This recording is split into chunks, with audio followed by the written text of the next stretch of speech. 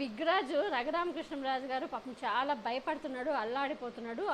ఒక ఛానల్కి ఇంటర్వ్యూ ఇస్తూ అంటే తెలుసుగా ఆల్రెడీ ఒక రుచి చూపించారు. ఆయన అది రాష్ట్ర ద్రోహి అని కూడా ఒక ముద్ర కూడా పడింది. ఎప్పుడు చూడు రచ్చబండ పేరుతో జగన్మోహన్ రెడ్డి గారిని తిడుతూనే ఉంటాడు.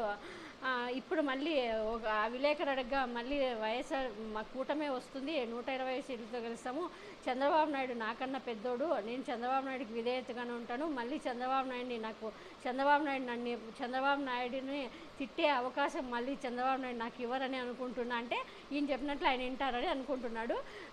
ఒకవేళ జగన్మోహన్ రెడ్డి గారు గెలిస్తే అంటే జగన్మోహన్ రెడ్డి గారు అది ఇంకోటి చంద్రబాబు నాయుడు కూటమి గెలిస్తే నేను స్పీకర్ అవుతానన్న చాలామంది అనుకుంటున్నారు, కానీ అది అందులో నిజం లేదు అని అన్నాడు. అలాగే మరి జగన్మోహన్ రెడ్డి గారు గెలిస్తే మరి పరిస్థితి ఏంటంటే జగన్మోహన్ రెడ్డి గారు మళ్ళీ గెలిస్తే ఇంకా అసలు ఆ ఊహ నాకు భయంగా ఉంది, నాకు అసలు అది ఊహించుకోవాలంటే నా వల్ల కావడం లేదు అంటూ చెప్తున్నాడు. అంటే ఎంత భయపడిపోతున్నాడో మనం అర్థం చేసుకోగలము.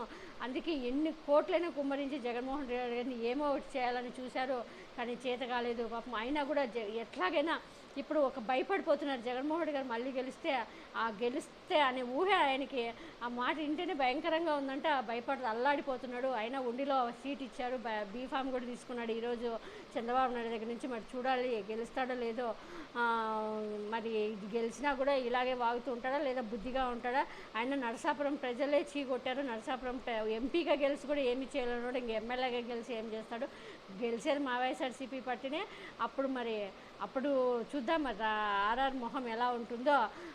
అదే మరి చంద్రబాబు నాయుడు కూటమి గెలిస్తే జగన్మోహన్ రెడ్డి గారు ఏపీలో ఉండడంట. జగన్మోహన్ రెడ్డి గారు ఏపీలో ఉండడని జోస్యం చెప్తున్నాడు ఈయన.